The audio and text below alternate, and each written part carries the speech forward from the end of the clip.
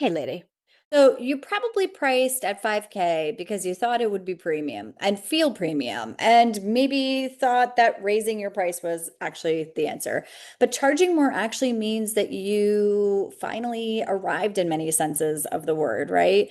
Instead, it just makes you feel like there's a high ticket bottleneck with a low profit outcome. And I want to talk about this today because I see it nearly everywhere. Women who have done or did what the industry basically told them to do, they raised their prices, which is great. They niched down, which is wonderful. They built the offer, and now they're sitting at this 15K to 20K a month feeling like they are sprinting on the same, treadmill and or conveyor belt that they were on at 8K, but with this like fancier price tag, right? So when you're sitting between 15 to 20K a month, feeling like that you are the same, or you are maybe in I forget those like little gerbil reels called what are they called? I forget. Hamster reel, like a hamster wheel.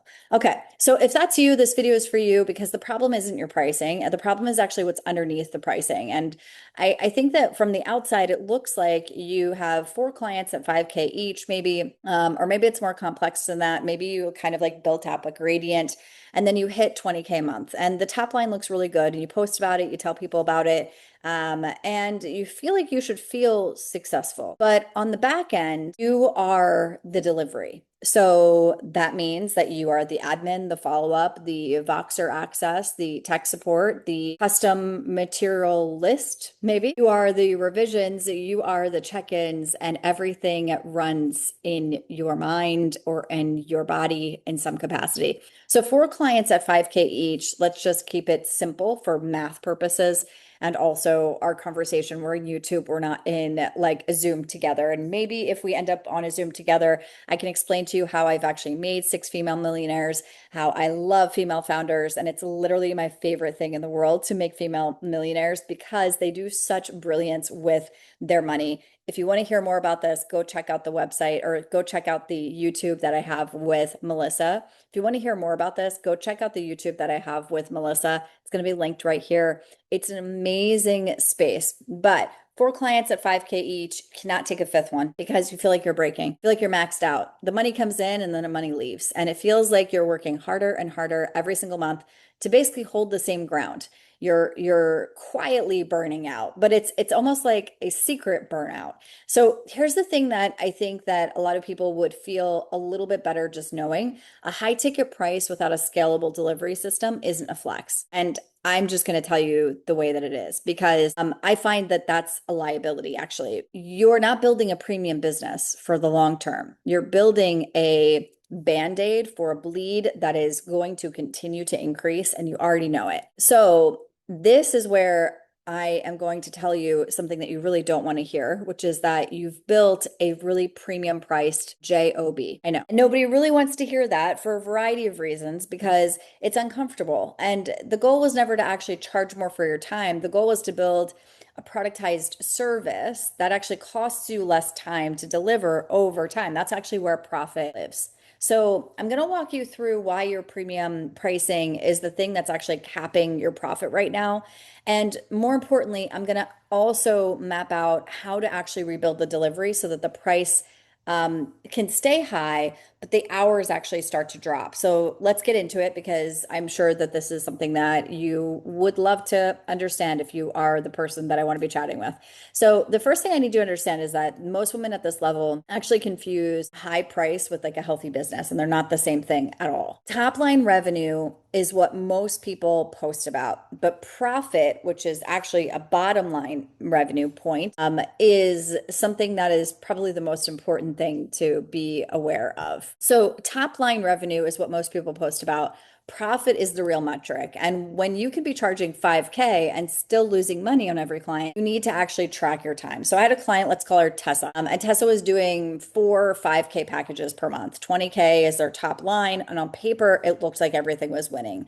We were celebrating $20,000 months and really, really exciting. And she told herself she had built a premium offer. But when we sat down and actually tracked her delivery hours per client, we actually found that she was spending about 30 plus hours per client client, including calls, prep, follow-up. I'm going to say Voxer messages, but they were actually on WhatsApp, but you get the sense. And then custom materials, edits, building certain things from scratch, iterating, emails, then iterating again, the whole thing. Okay. 30 hours per client at $5,000. Now, most of us think like, that's not that bad. But when you actually break it down and do the math with me, 30 hours per client at 5,000, it's roughly about $41 per hour. And when you're looking at a package that you're calling premium, that's not where you're making money.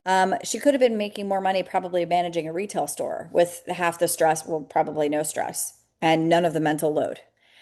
So the price is high, but the profit was absolutely terribly embarrassing. This wasn't a Tessa problem. I want to be really clear about this, because I think that sometimes we blame people or we say, oh, she just needed a better offer. No, she didn't need more clients or a better offer, and she didn't need a mindset shift. She needed an understanding of the ways that that delivery system can actually hold without showing up for herself, like without having herself be the delivery system. Because when you can optimize the 30 hours per client, it allots for a variety of other layers in magnificence, because you have more calm inside, you have more peace inside. So here's what I learned spending 7.5 years in finance. I watched a lot of money move, even in times of my life when I had none and no one had me. And I watched who kept it and I watched it who didn't keep it. The ones who are keeping it are not working harder, but they're built differently underneath. There's infrastructure in a way where the revenue ceiling becomes more expanded. And so when we go in and we're looking at a business, we actually fix the structure, not the person, because I think that where we get confused is productizing the delivery model. So productizing the delivery model is about 5 steps, and each one kind of builds on the one that it was before. So by the end, the $5,000 offer runs in a system instead of it actually running through you. So step one for this productized system delivery is that you run a real hourly rate and you audit it. And I mean brutally audit it. Not the number that you tell yourself, not the top line that you tell yourself, not the thing that you keep on checking, not the number that you keep posting about, the actual number. And I want you to list every single task involved in delivering one client a package. Every call, every prep session, every follow-up email, every Voxer message, every revision if you have employees, every task that you're reassigning, every check-in, every custom asset that you build, everything that you do in between, the total hours. Divide your fee then by the hours, because this is where most women at this level discover that they're making somewhere between $40 to $75 per hour. And they call it premium. And that number is, and it should be a wake-up call in a lot of ways, but you have to sit with it. You have to understand it. You have to feel how uncomfortable it is, because until you see it, you will keep telling yourself that the price is the win. But the price is not the win. The margin is actually the win. Margin is my dirty talk and I love it. So let's look at productizing the outcome, which is step two. Productizing the outcome is step two because you're not productizing the process yet. Your client is paying for your hours. She's not paying for your Voxer access, your custom Canva templates. She's paying for some sort of transformation, a specific result. So I want you to define what it is before a client has you and what it is after a client has you. What does she walk away with? Said another way. What is the actual transformation? Because this is where if you can't define the outcome in maybe one sentence, you don't have a productized offer. And I'm going to talk about McDonald's for a second because McDonald's does this incredibly well. And while you may or may not love McDonald's, you know exactly what you go in for and you know exactly what you come out for. And you can probably say it in one sentence, even if you haven't seen them like the last 30 years. Okay. So if you can't define an outcome in a sentence, then you do not have a productized offer.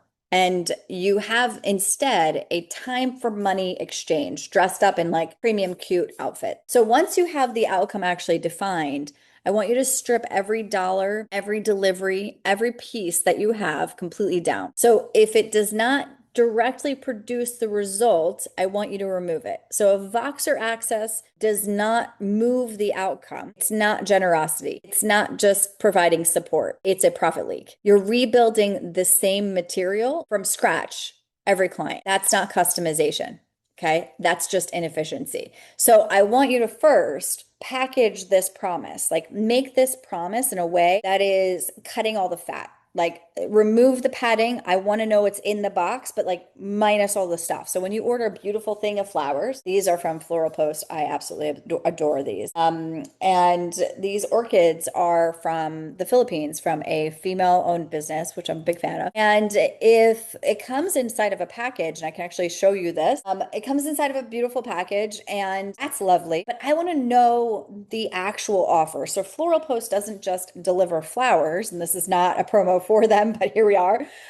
Floral Post doesn't just deliver flowers, they deliver an actual ritual and a beautiful experience to actually engage with. It's a really wholehearted experience from a perspective of like what you're actually getting.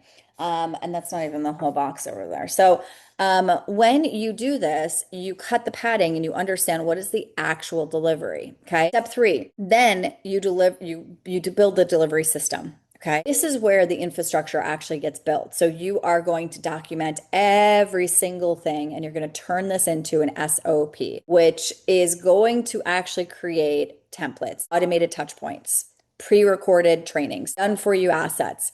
Every single thing that goes into producing the outcome for this client, I want to understand it. I want to get intimate with it and I want to get clear with her. Okay. Because this is the thing that's going to actually hold all of the weight that you continue to put on top of it. Because when it's documented, it exists outside of your brain and in a place that other people can actually access. Okay.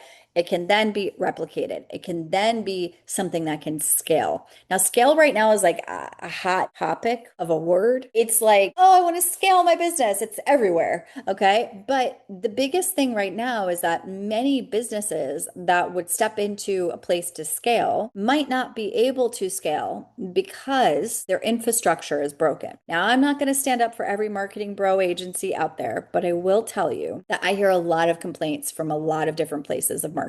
I hear how agencies have done XYZ and like they didn't deliver results. And my first question is, how's the infrastructure of the business? If I gave you 50 leads tomorrow, what would you do? Many businesses will tell me, I can't do anything with 50 leads. It's too much. I could take 3. And that tells me that they are probably in a bottleneck. The business is in their brain and in their Google Drive or in their ChatGPT. And it's in 1,000 little scattered voice notes, and there's no actual system. It's just them working harder and harder and harder every single month. So documentation is work, and it's kind of annoying. I get it, but it's not busy work. It's actually an asset that begins to pay dividends. It's what turns your enterprise into something that can actually be delivered without exhaustion.